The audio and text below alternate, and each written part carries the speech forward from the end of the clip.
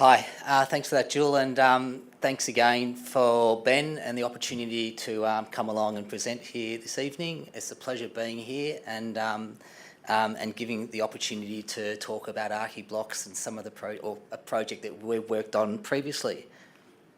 I'd just like to run through this evening in this 10-minute time frame that I have and introduce Archiblocks, give an overview of what we do, and then talk a bit more about the case example, the Avalon house.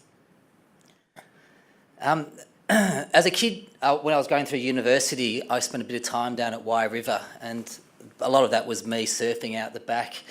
I'm probably the worst surfer, but I can paddle pretty well, and I'd spend a fair bit of time sitting out the back of Wye River and looking back at the amphitheatre, which is the community, the village. One of the things that really struck me, and the more I've thought since the previous discussions down in Wye River, was what that really meant to me as an architect, and what I can give back to the community. We've touched a fair bit tonight upon the bower ratings and the opportunities of the bushfire assessments that you need to think about when addressing any sites or new works that you're proposed. And one of those things leads to me, which is one of our major passions at Archiblocks, which is about biophilic design. This particular house that I'm going to present tonight was set up on the northern beaches in Avalon, up in New South Wales. It sat astride a cliff top looking back down to one of the, I'm told, better breaks than the northern beaches. With Archiblocks, we look at a few factors, being energy efficiency, thermal comfort, as well as the occupant's well-being, and of course then looking at what return is that going to give you as an occupant of the space. Biophilic design is basically a way that we can reconnect back to nature, and one of the really simple ways I always describe it is when you sit down on a beach and you look back across the breaking surf and the sense of calmness that you get when you look at that emotive natural instinct that comes out, and that's something that you get in spades down in Wye River. One of the things that's super important with this type of design is the connection that you can have back with nature. Thermal airflow, Graham mentioned earlier tonight, was a key factor in creating a really well-energised space. Having presence of water is obviously with the sea at your back there, the dynamic and diffused light.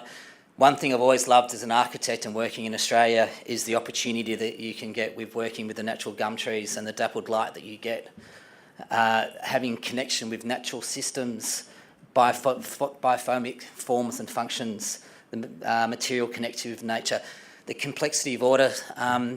Walking into a space, it's not about just creating a square box that you immediately are aware of everything around you. We're massive fans of creating design like an onion, and it peels away as you get further into a space. Creating an area of prospect, of refuge, and one of mystery are all part of combinations of creating biophilic design.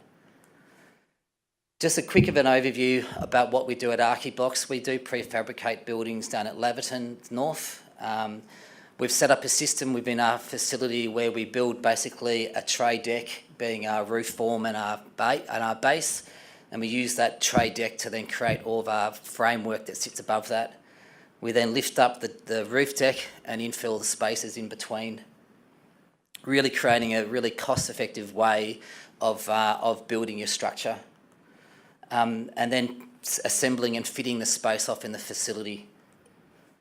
The opportunities with prefabrication is fantastic when it comes to steep slopes. One of the negatives is access into those spaces. Avalon House is basically very easy access, so it was a great opportunity for us to manoeuvre the house straight off the back of trucks into the space. One of the opportunities we had with this house here was the prevailing northerly breezes, which is very different to what you're faced with down at Wye River. But it gives you the same essence, that to create large expanses of glass away from the primary view, and so allowing you to take refuge away from the prevailing winds and still making the most of the views. This particular house is comprised of 2 bedrooms, a bathroom, living areas and storage areas. Also mentioned earlier this evening was the opportunity of taking cues from the natural environment.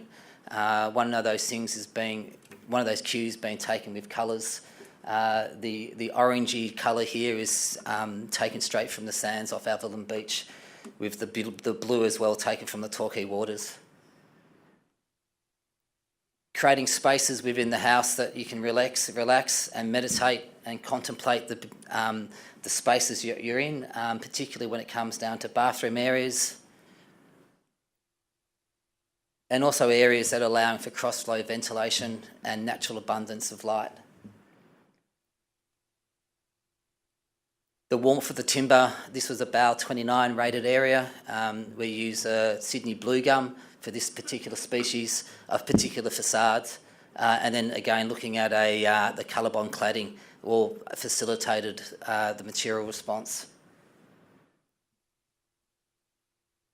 And of course, somewhere to put your deck at the end of the day, surf. One of the things is always considering how you use the space, how you function within the space.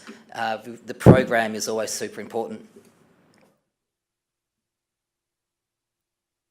Beauty is about flexibility with prefabrication. We believe is pretty compelling.